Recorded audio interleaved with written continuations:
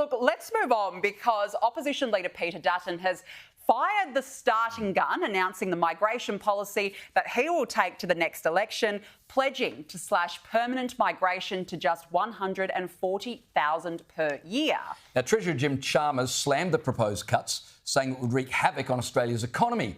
But he did admit it would make a slight difference to the housing crisis, albeit around the edges. It'll cost the economy billions of dollars, but even the kinds of estimates that you will see are conservative because it's not possible to fully capture the damage that Peter Dutton would do to the skills base of this country, to our hospitals, on our building sites, the sorts of things that he hasn't thought through. And One Nation leader Pauline Hanson, who has been pushing for a plebiscite on population, has also weighed in. I'm not against immigration. The country, we've had some fantastic people that come here to live in the country, but you do it in a managed, balanced way. You don't overcrowd. We've had 1 million people come into this country under the Labor Party, and we see the problems that we have. Congestion on the roads. There's 650,000 houses that we need now at the moment, but they keep bringing high immigration. James, in my opinion, I feel like Peter Dutton has drawn a line in the sand here. We know that housing and migration are acute vote-driving issues because nobody ever voted for a big Australia, yet here we are with record migration levels in this country. We've got a situation where first home buyers are at their lowest levels in a decade, approvals are at 20-year lows, houses aren't being built and rents are 8.5% higher than the same time last year. People can't get into homes. Now, I'm certainly not anti-migration. I'm the very proud granddaughter of Italian migrants. But what I'm saying is that there needs to be a conversation and a general debate about this issue. And for the first time, Peter Dutton has actually made that distinction in what I thought was a very measured speech that he gave in his budget reply on Thursday night. Something needs to be done. And what I will say is I interviewed respected economist Leith Van Onselen the other night. And I said, do you think that that figure will have any tangible impact? 140,000 migrants. Do you think that that will have any tangible impact? And he actually said the number should be less. It should be less than that. But we need to have this conversation. Well, it's very difficult to have this conversation. You said Peter Dutton's speech was very measured, and yet Jim Chalmers described it as unhinged and nasty.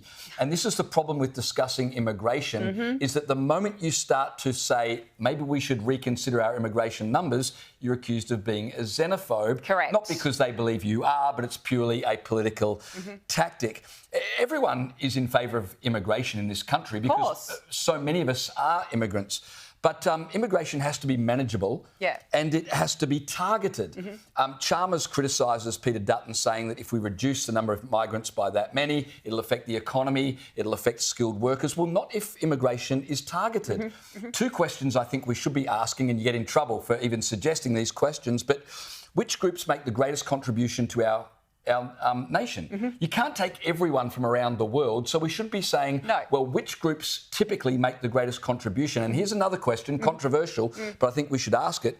Which groups are overrepresented in our crime statistics and in our prisons, and then shape your migration strategy according to those results. Yeah, and the thing is, nobody is willing to have this discussion. Because the moment you do, you're xenophobic and you're racist. It is completely irresponsible to put the welcome mat out for people to come in when we simply cannot even get existing Australians into homes. If you look at what's happening, you've seen it in Brisbane, we've seen the tent cities, right? And they're being described in Brisbane as resembling what's going on in the United States. You've got mums, dads, children, babies who've never been homeless in their lives now living in tents in Stephen Miles's own electorate.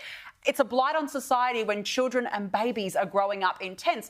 We've seen the vision, rentals. You can't get a rental right now, and when you are trying to get a rental, the lines are around the block. Existing Australians need a place to live, and we shouldn't feel ashamed at having that conversation. It is a basic right. No, I mean, Peter Dutton says we need to put the needs of Australians first. Fair enough. And the Treasurer calls him nasty and unhinged. The fact is, you wouldn't put the welcome mat out the front of your own home and say, whosoever, just come on in. You wouldn't do that in your home. You don't do it in your own country. No, correct. And it's interesting. I just want to point out, it's interesting because the Prime Minister made comments about this on Friday, and he didn't exactly say, well, we should try and cut back the migration numbers even more, because he knows it's become an acute vote-driving issue. And I think that Peter Dutton has really set the difference. This is a very different plan moving forward, and it will be interesting to see if it is actually liked by Australians. And yet he could have gone further. I mean, he he's could have called gone for a further. 2-year suspension on foreign investors purchasing existing homes. He could have just suspended that indefinitely. That would have been a much better move. Yeah. And yet his migration numbers are 100,000 less than Labor's. So you're right, a line has been drawn in the sand, and we now know what the next election will be fought over.